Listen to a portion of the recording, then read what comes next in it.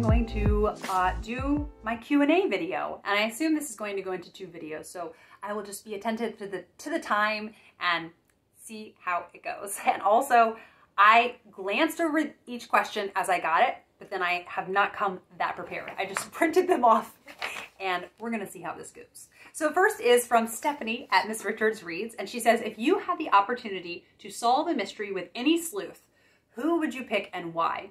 So my answer is going to be different than what my favorite, detective series of all time is, which is Ruth Rendell's Inspector Wexford series. Because Inspector Wexford, he's sharp and he is intelligent, but I'm also thinking about the world that he's from, and it is very like modern day. It wouldn't feel, well, I say modern day and I forget that series, Ruth Rendell started writing it in the 60s and it went all the way to early 2000s. So that's a very long span of time to be writing a series. But I'm going to go with something different. And the first, I have 2, I'm picking 2. And the first is Georgie from the Her Royal Spyness series by Rhys Bowen, because Georgie is just full of fun. And I would love, I'm assuming, if I can solve it with any sleuth, that I could be in that time period.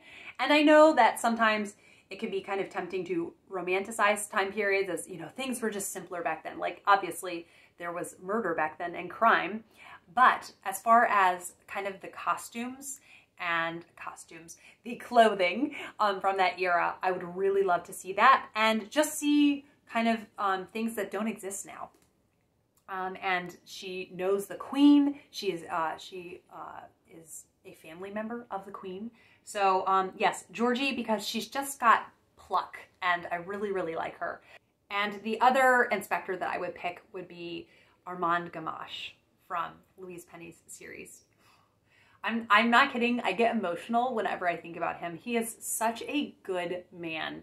And I love seeing him stick to his convictions and what he knows to be right, even when he knows that no one else will understand, even when he knows that he might never be proved right. He sticks to what he believes in, and I adore him. It's not necessarily my favorite detective series, but he is just so up there as far as inspectors go. Okay, then Annika from Inking Your Thinking says, hi Kate, I'd love to know how you keep track of all the different books you're reading and book-related activities you are participating in or organizing. So firstly, how I keep track of all the different books that I'm reading.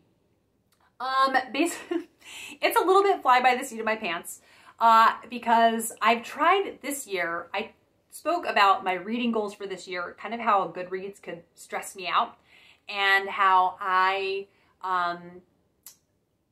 really didn't like the pressure that Goodreads put. So I have been waiting until I'm at least halfway through a book to put it on Goodreads. But I don't really have many books that I buy on Kindle. So it's either I have physical books that I own or physical books from the library. So I will see them in my house and be like, oh yes, I wanted to read that. Or, oh yes, I need to finish that. Or, oh yes, I'm in the middle of that. Why did I set it down? Or I have them all on Overdrive or Hoopla. And so while I'm in the app, I can see, oh, I have that checked out. I need to keep going with that book. So I generally am able to kind of keep track of what I am reading, and particularly if I'm doing buddy reads. But also on top of that, I do try at the beginning of each month to make a giant wish list of all the books that I would like to finish. And so periodically throughout the month, I will go back and cross out the ones that I've either finished or DNF'd, or I'm just like, you know what, I'm just not interested in that anymore. But I try to not let any books slip through the cracks there. And then the second question is, how do I keep track of all my book-related activities? Well, for people who have been participating in a lot of these events, you will know that I do sometimes get things mixed up. I have double scheduled things, like I had a patron reading social scheduled the same time I had a Mitford live show, and thank goodness my friend Chelsea pointed that out. I also thought that my patron reading social started at 2 p.m. and it started at 1, and I was getting messages from people in patron like, hey, are you okay. Like, I was the reading social starting at 1, and I was like, I will be right there.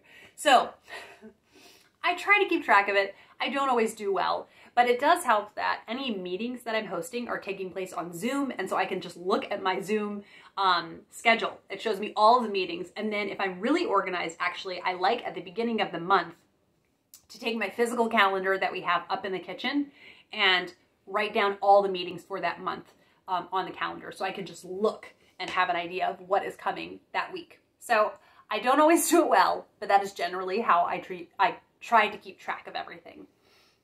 Okay, then Joanna, she says, "Hi Kate, I'm a new subscriber and I found your channel thanks to all the reviews you've done of Wives and Daughters, which has become one of my favorite novels. I wanted to ask you this, which 3 Victorian novels would you recommend? They have to be written by different authors and they should have in common characters that are very deep." And then she has another question, and I will get to that in a moment. Okay, 3 Victorian novels I would recommend, written by different authors. Okay, first I'm going to be extremely stereotypical, and I'm going to recommend Jane Eyre. I'm going to recommend Jane Eyre because this is so accessible, and I think a lot of people feel really intimidated by classics. And my friend Becky, she has said, reading Victorian literature, it's like reading a different dialect. So I think this one is a great starter because it's written in first person. And even if you don't kind of agree with everything that happens in the plot, it's really compelling reading. So yes, I would say Jane Eyre. Okay, I think I'm kind of going with the framework of somebody who's newer to Victorian literature.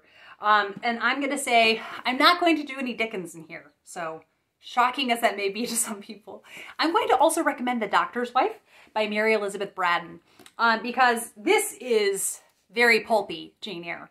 What I love is actually kind of making fun of sensation novels, and Mary Elizabeth Braddon herself was considered a sensation novelist. So there's a lot of self-awareness in this book, but there's also, it's just a fascinating look at Victorian society and so much book love in this book. This is excellent. I highly recommend it. And then North and South by Elizabeth Gaskell. So I love Wives and Daughters. It will always be my favorite Gaskell. Like, it will never be surpassed. But North and South is very, very good. And the love story in here is so wonderful. And I really, really love this book. And I think this is a great example of Victorian novels, I think, just have this really great way of treading the line between plot and social commentary. And it's got some beautiful writing in it. And bigger issues that it addresses, but a sweeping love story as well. And some twists and turns in there as well. It's a really solid Victorian novel. So those are the 3 that I would recommend. This is fun kind of doing this off the cuff because I could pick a different 3 on another day. Okay, and then and also the characterization is wonderful for all of these. And the one who I think gets the least praise for her characterization is Mary Elizabeth Braddon. And I just adore her. So she needs to be so much better loved. And Lady Audley's Secret, I really, really love. But I know it's not quite a hit with everyone because of how dramatic it is. And so I could say The Doctor's Wife is a great one to do next. And then Aurora Floyd. So I'm hoping to have other ones that I loved. I've had a couple other ones that I liked, but I didn't love. But I'm going to keep reading a Mary Elizabeth Braddon every Victober until the end, until the end of my reading. And I love it. Okay, the other question that Joanna asks is, which writers do you think are best at characterization? I found out that this is what I look for when choosing a book. Well, you have come to the right channel, Joanna, because people hear me gripe constantly about if a book doesn't have, characterization. So I do Gaskell. You've already read Gaskell, so we're good for that. I would say James Herriot's All Creatures Great and Small series, the characterization is so strong. And I love the deep love that he has for the characters that he's writing about in there. What else? Where is it? I just saw it out of the corner of my eye. I would say Jacqueline Winspear, who, this is her memoir, it's nonfiction, but she has a whole series, the Maisie Dobbs Historical Fiction Mystery Series, and her characterization is amazing in that. I really love the characters in that. People don't often think of mysteries for characterization, but I really, really think it's excellent. Oh, okay. Then Juliette Marillier. So I am a very new Juliette Marillier fan, and I have only read the first 3 in her Seven Waters series, which started out as a trilogy, and then she added, I think, 3 more to it. And these characters are so flesh and blood to me. They are so amazing, and just how real they feel and the conflicting emotions that they can have. I love this series. Then, let's see here.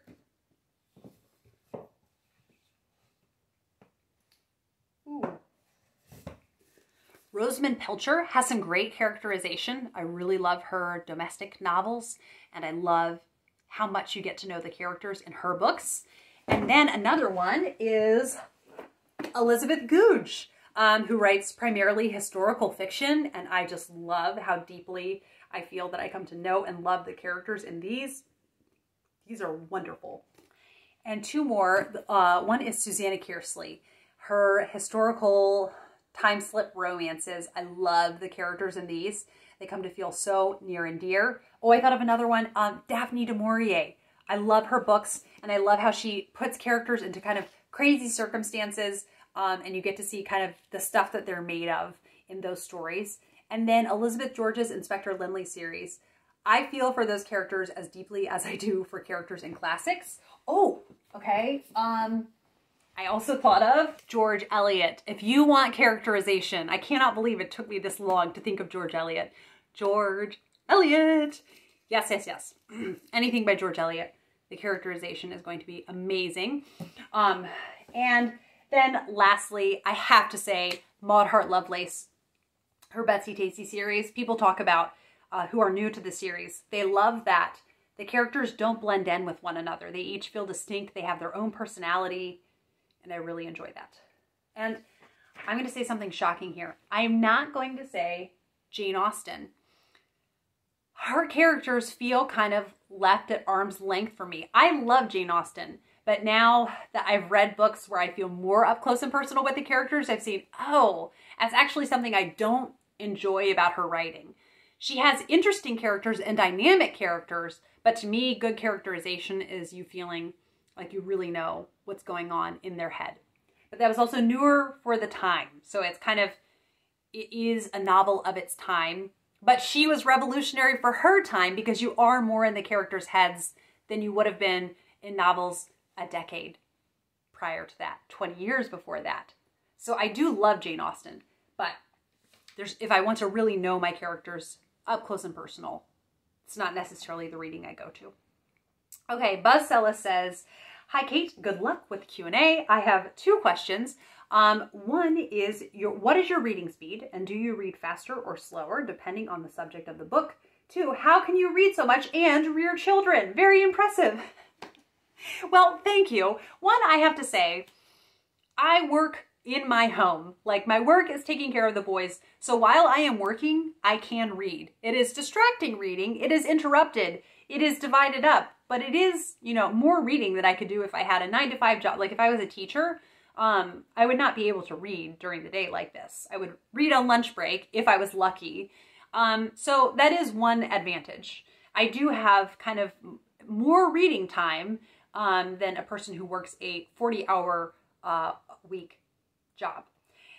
And also, I think that a lot of parents my age feel this obligation to constantly entertain their kids.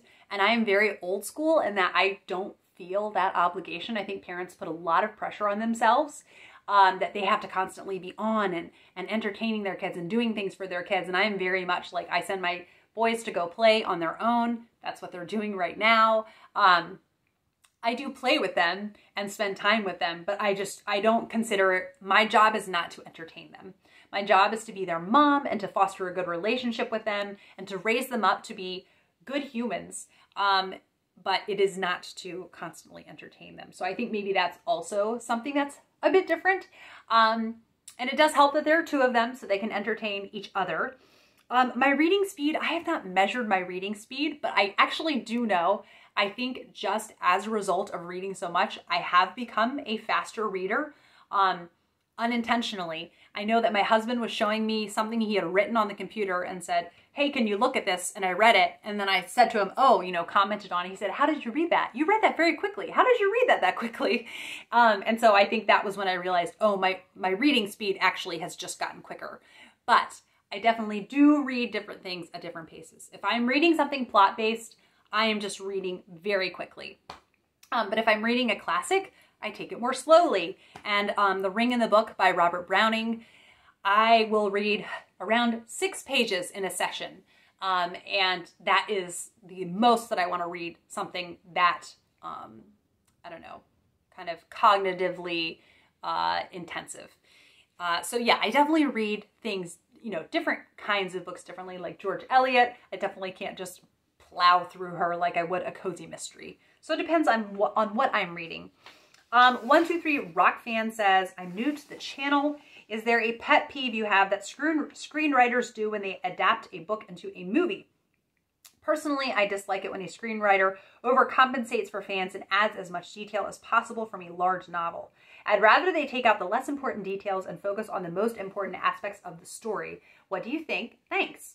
So I almost feel like I am the opposite, because the 1995 Pride and Prejudice miniseries is just supreme to me. I love that miniseries, and I love the leisurely feel that it has as you're going along.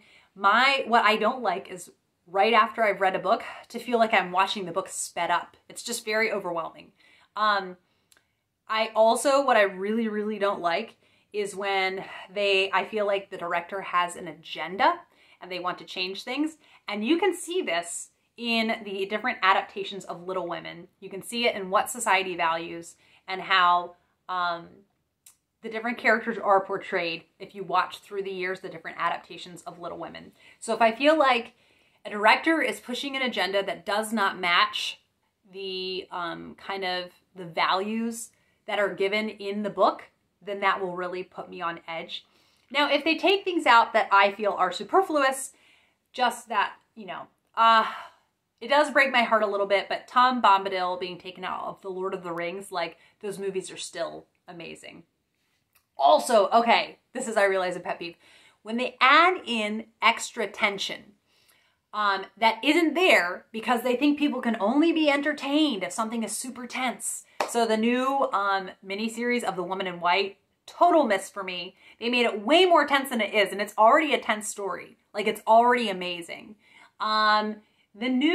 This is going to be a very unpopular opinion. The new All Creatures Great and Small, I'm telling you, it is night and day when you see the pacing of that series compared to the pacing of the original series from the 80s.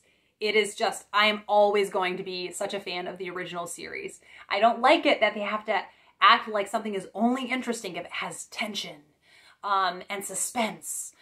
It's just perfect on its own. And what was the other one I was thinking of that they added tension to? Oh yeah, so when you add tension, when the story is awesome on its own, that's when I don't like it. Okay, Books and Jams. Her question says, you can only keep one, K-dramas, Victorian literature, or Maud Hart Lovelace. Which would you keep? She says, okay, that was a mean one. Here are some nicer ones. She says, what K-drama is your favorite?